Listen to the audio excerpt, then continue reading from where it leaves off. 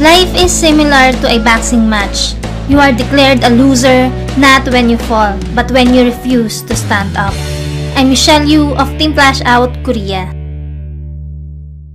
Sa video na to, pag-aralan natin kung ano ang gift certificate at ang Sodexo. Siguradong marami ka na namang matututunan today, kaya let's start! Karamihan sa mga bagong distributors ngayon, nahihiya silang magtanong kay upline. Para silang nakakulong sa isang malaking question mark at kinikimkim yung mga questions na hinahanapan nila ng sagot. Kung isa ka sa mga distributors na tinutukoy ko, ang advice ko po sa'yo, huwag mahiyang magtanong kay upline. Kahit gaano ka busy si upline, I'm sure sasagutin niya mga questions mo. Kasi pareho naman magiging advantage sa inyo kung matututo ka at magiging magaling na leader din. Pag-usapan natin ang tungkol sa gift certificate at Sodexo. Kung ano ba ang mga ito, paano nagkakaroon nito, paano ito i-redeem, paano ma-claim, lahat yan i-discuss natin sa video na to. So ready ka na ba? Hindi ba't nag-invite tayo at nagkakaroon tayo ng pairing bonus? Sa bawat ikalimang pair natin, imbes na pairing bonus ang matatanggap natin na 1,500 pesos, makakakuha tayo ng isang gift certificate or 1 GC na ang katumbas ay AIM Global Product or combination ng mga products. Tuwing ika-25th pair naman, imbes na 1,500 pesos matching bonus ang makukuha mo, makakatanggap ka ng 1 GC na ang katumbas ay 1 Sodexo worth 1,200 pesos. Ang bawat gift certificate na may katumbas na product ay meron ding equivalent na 0.1667 positional points. Kaya pwede kang mag-redeem ng 2 GC na may katumbas na product at maging product maintenance mo sa loob ng isang buwan para makakuha ka ng commission sa Unilevel. Pwede mo ito gawin every month kung marami kang naipong GC. Maliban lang sa GC na ang katumbas ay Sodexo dahil ito ay walang positional points. Saan ko ba makikita itong GC na sinasabi ni Michelle Yu? Alam ko itong pumapasok sa isip mo ngayon.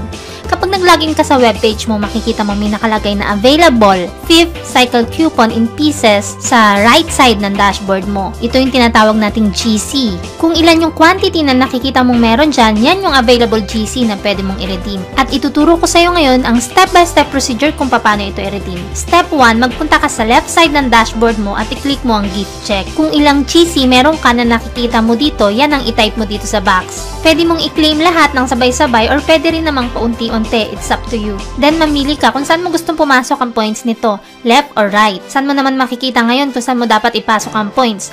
Kung babalikan mo ang dashboard mo, kung saan kaming pinakamababang points sa left and right, doon mo siya dapat ilagay para mag-balance ang points mo. Para magkaroon ka rin ng chance sa match sales bonus. Kung nakapili ka na kung saan position mo ilalagay ang points, pwede mo nang i-click ngayon ang redeem. At sa bandang ibaba, dito mo makikita yung gift check redeem history. Nandito rin yung lahat ng information na kakailanganin mo para maklaim mo ang GC. Heto ang mga kailangan mong tandaan, ang user ID, product description, at ticket number. Kung pupunta ka sa reorder tab, dito mo makikita yung points na pumasok galing sa GC. Dahil nabanggit ko kanina, lahat ng GC ay may points, maliban lang sa Sodexo. Ngayon naman, ituturo ko sa iyo kung paano natin makiklaim ang GC. Una, pupunta ka sa office at hihingi ka ng GC redemption form. Pagkatapos nyan, isulat mo yung name, date ngayon kung anong araw mo man kiniklaim ang GC, user ID number at ticket number.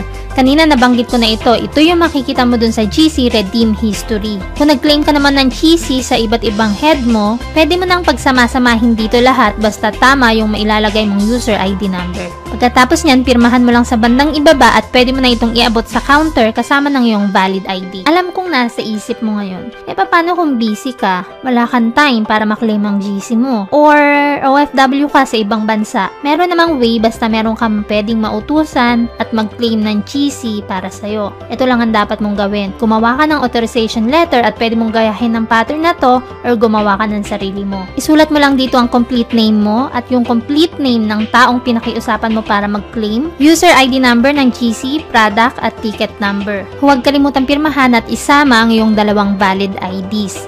Importante ito para maklaim mo ang GC. I-scan mo ito at isend sa taong uutusan mo. At pupunta siya ngayon sa office at hihingi ng GC redemption form tulad ng pinakita ko kanina. Siya ang magsusulat doon, siya ang pipirma at iaabot niya ito ngayon kasama ng iyong authorization letter, at ng kanyang 2 valid IDs. Kung babalikan natin ang gift check redeem history sa webpage mo, una ganito ang makikita mo sa status niya. Ibig sabihin nito, hindi mo pa ito na-claim sa office. Pero once na may makita ka ng check, ibig sabihin na-claim na ito at nakuha na sa main office. 2 lang naman ang maaari mo matanggap kapalit ng GC, in Global Products or Sodexo. Sa bawat isang Sodexo na matatanggap mo, meron kang 4 na piraso na 300 pesos ang halaga ng bawat isa. Kaya ito ay 1,200 pesos sa kabuuan. Maaari mo itong magamit sa iyong shopping galore kung mamimili ka sa SM. Imbes na cash, maaaring ito ang ipangbayad mo. Or maaari mo rin ito magamit sa National Bookstore, sa Watson, at sa iba pang mga merchants na tumatanggap ng Sodexo. Ang kagandahan pa rito, maaari mo magamit ang Sodexo sa may higit 8,000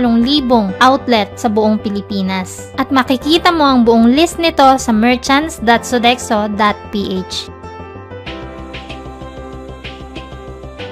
Sana marami ka na namang natutunan sa video na to, at kung nagustuhan mo at nagandahan ka sa video na napanood mo, don't forget to hit thumbs up para sa mas marami pang video tutorials. At maraming salamat sa lahat ng subscribers na patuloy na sinishare ang videos ko sa kanilang mga downlines. Kung meron man kayong questions or gusto nyo akong makilala, maka-chat, just follow me on Facebook. I'm Michelle Yu of Team Flash Out Korea. Annyeong!